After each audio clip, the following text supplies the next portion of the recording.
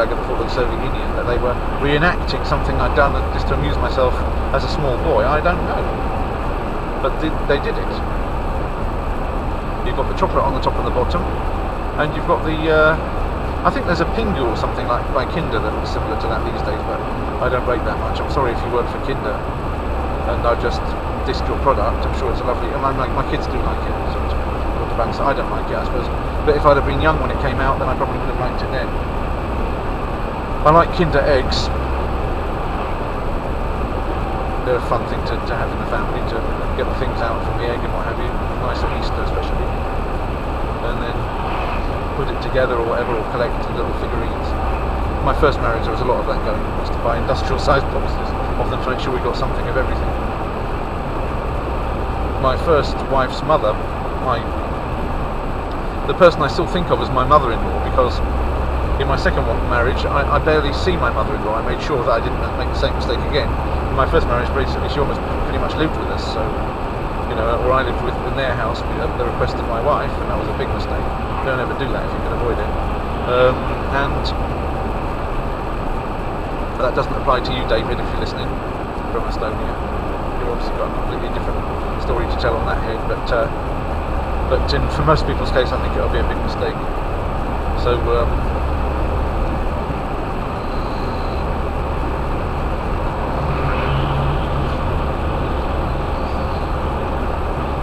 and it was in my case, but she used to do this. She used to have a lot of very, very funny habits. My mother-in-law was. I could probably fill up a whole video just talking about the funny things that she did. I suppose it's all human nature, really, the things that she did. But poisonous, I don't know. Toxic person, really. But still very amusing about the way she went about it. I used to have a chuckle. She used to chuckle at herself doing it, but she still did it. And it was funny the way she did it. I remember once there was like a common lawn in the flats that they had that was built by the father of her husband, and it was one of the other people who had the flat decided that they were going to stick a cherry tree in the middle of the lawn, and he hadn't consulted with the other neighbours. He just went out and bought the cherry tree, being certain that everybody would love it as much as he did. Yeah. Whereas I don't think in fact, they had a big problem with trees. They didn't like too many trees around the place. They had the belief that they blocked the light too much. That they just made their leaves fell and got in the way. They had to be cleared up, and it wouldn't be him cleaning them up in the end and what have you. So they were not big tree fans, either the mother or the daughter, my first wife. I, on the other hand, if you haven't noticed, I do like trees. So I could never understand this, but I kind of acknowledge the fact, okay, you guys don't like trees, well, it's your choice. So when this tree was put in, when this tree was put in, my mother-in-law sort of looked at it and thought, I don't like that, I'm going to do something about that tree. So, so I thought to myself, well, what's it going to be this time? And she started to get a big, like, I don't know, about 8 litres worth of water in a big cauldron. And then she'd been to the shop and she'd bought lots and lots of salt. And she put together a very potent salt solution, boiling the water, adding salt as it boiled, and obviously it would have gone above the usual 100 degrees. She did this late in the evening after everybody else had gone to sleep. I saw her just over her cauldron cackling. Hubble bubble, toil and trouble, you know. It was like a sort of like rendition of the Scottish play in her own kitchen for her own benefit. And she was sitting there making this salty concoction, which she then went out silently in the dead of night and poured onto the base of the tree, saying, "Ha ha! When spring comes, he's going to wonder why it hasn't flowered." And sure enough, she knew her plants. For somebody who didn't like trees, she knew all sorts of things. Whenever we would go for a walk in the forest, which relatively she'd be collecting all sorts of things. I'm actually quite surprised she never poisoned me, because she was able to tell. I say that, but I mean, with the kind of knowledge she had, maybe she has, and it just hasn't acted yet. Only joking. But she had an amazing knowledge of And I would go and look this stuff up in books after because I thought I'd like to catch her out, of course, and make her not look so clever about these plants, because I reckon myself to be a bit of a botanist. But she was telling me things I didn't know, so I thought I'm going to look this stuff up when I get back home. A lot of this time we didn't have the internet, so it was because I'm going back to the time when a lot of this was going on. Was like 93, 4, 5, that kind of time, and well, I think I got online with a vengeance in about 97.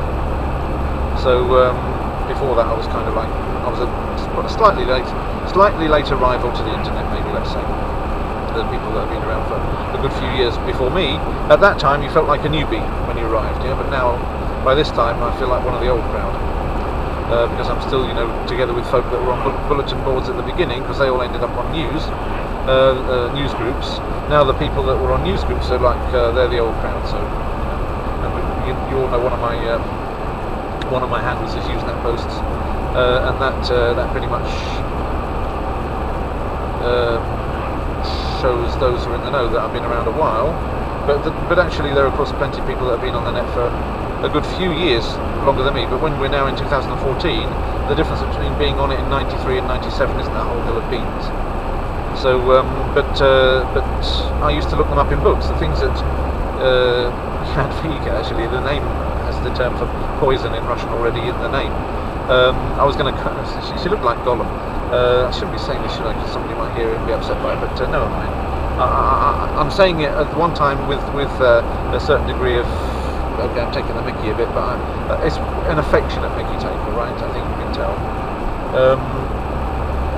She used to know so much, and I used to come back and look it up in books. I used to especially buy books about the properties of plants and herbology books and what have you, just to try and catch the woman out, see if there were things that she was making up as she went along. No, she knew her stuff. She knew all sorts of things.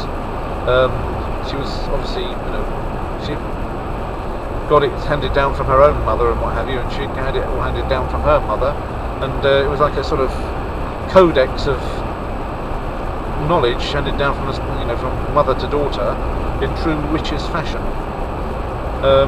So I really had the impression that I had to do with a real genuine witch when I was dealing with my mother-in-law. Not just from the point of view that people say, "Oh, my mother-in-law's a right witch."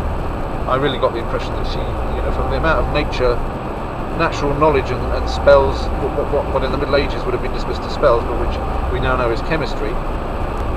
She knew all that stuff, and it had been handed down to her. I didn't see that she had any particular books on the subject. She just knew it because it had been handed to her from childhood. And yeah, that's in a sense I was quite impressed with it. But if you want that kind of knowledge, you've got to, and you don't have it in your family, then you've got to look it up in books and read a lot of books and try things out a bit. But don't drink what you try out. That's all I can say. Probably turn into a frog or something, or have a very nasty time in hospital if you actually make it there. But of course there are in any forest. You can easily find, and you can find them. You don't have to go to the forest. Okay, you can find within 30 feet of the front door of my parents' home in England. You can find stuff that's powerful enough to kill a horse. Yeah, if you know what you're looking for. That's why you've got to be careful what you bring into your house. If you have cats or dogs have a tendency to eat plants, or if you have children like autistic children like Tanya.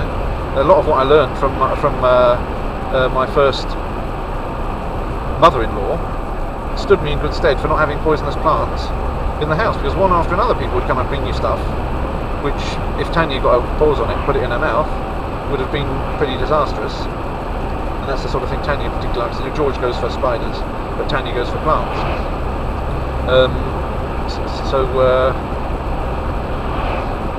One after another, people would give you things as house plants, and you'd. In my case, I used to take them to the office, and I ended up leaving a place. I'd usually be leaving plants behind for people because of the.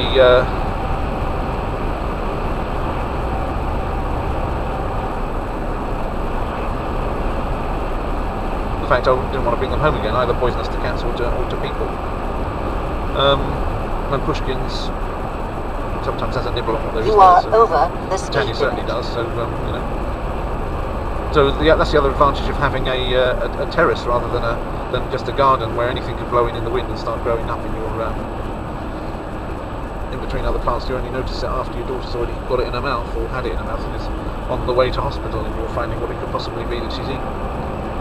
Yeah, you can just very, very simply get hold of. I'm not going to talk about what sorts of things I mean, but if you want that knowledge, it's freely available even on Wikipedia, especially on Wikipedia. Actually, what toxins there are, because you can actually go and they actually explain everything almost in chemical terms in Wikipedia, so you can then look the toxin up separately, see exactly what it does, what it's useful for in medicine, all that stuff. Wikipedia is wonderful for that. They should call it Wikipedia. Yeah. Nice pollarded willows. You are over the speed limit. Cellar remonts. I think cellar must mean road, yeah? Road repair.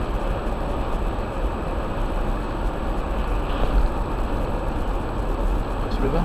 Sometimes I'm saddened that this doesn't. It's got a very broad field of vision, but I can't show you. I can't just turn it like I would turn the handheld and show you the sides.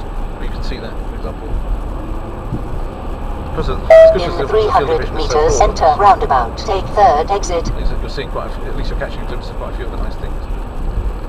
Third exit, is it? That's a counter again. Right, I'll get to this. In 100 meters, centre roundabout. Take third exit. To roundabout. A big bit. Actually, you know what? I'm going to let you go, my friend, before me, because I don't think I'm going to share the roundabout with you. Take third exit. I'll cross you on a big road. That's a bit of a long thing to be trying to share a roundabout with. Drive 75 kilometers.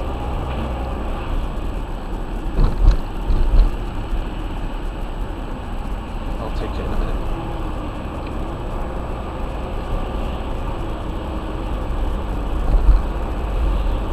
My throat is dry from all of this talking. I managed to get some drink.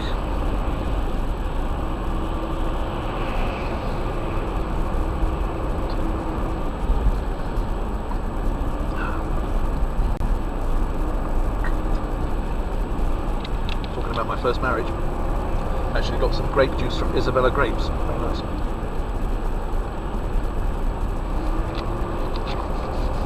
Very sweet. It's not like anyway. No, I won't go there. You are over the speed limit. Well, that's a bit heathy there on the right there, isn't it? I like heathland, but I think it's worth an observation. Coming on to the question of heathy land, I'm not referring to Alan Heath. He obviously also is a man of much land. Landed gentry, as it were. He owns most of Europe because he can treat it as his garden since he lives in a mobile home. Over there on the left-hand side is really beautiful as well. I like the look of it. But the fact is, that's effectively the only useful use, okay, of land which is given over to heath as far as food production is concerned for human beings. Obviously it's useful as much as its green lungs it produces oxygen.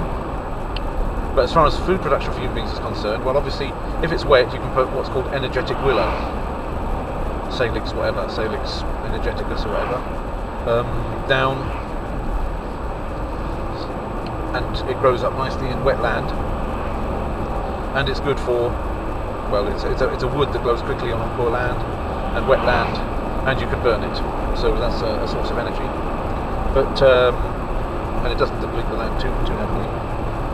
But basically, as far as making food is concerned, well, there's obviously some food being laid down those, because those are left and right. I've got some ploughed field. That looks like it's just got reeds in it. It certainly wasn't harvested, and it's not. It's just got neophytes in it, burdock and what have you, as far as I can tell on the right there. So when you go through this country, you see what would be very good pasture land as heath, with no sheep or goats on it. There's a couple of apple trees put down there, just a few. It's not exactly making an orchard. These are ploughed on the left, that's good. They're all ploughed up, aren't they? Presumably planted, looks like potatoes it might be.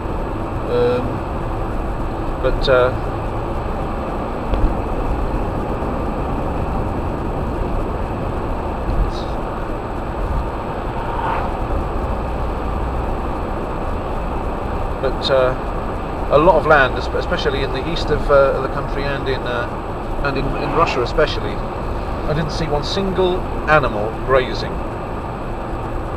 One single one over 600 kilometres of drive. So wherever these animals are that we're eating every day, they're certainly not out on the open fields. Probably most of them inside of factory farms being fed standardised portions of what's being brought in off the fields. But they're not out on the fields. If I had a farm, I'd put animals on the fields.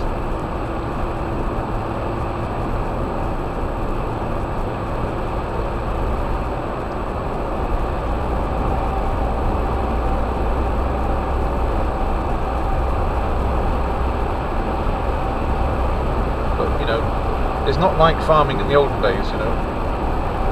You couldn't imagine looking from horizon to horizon in time that's gone by and not seeing a single thing.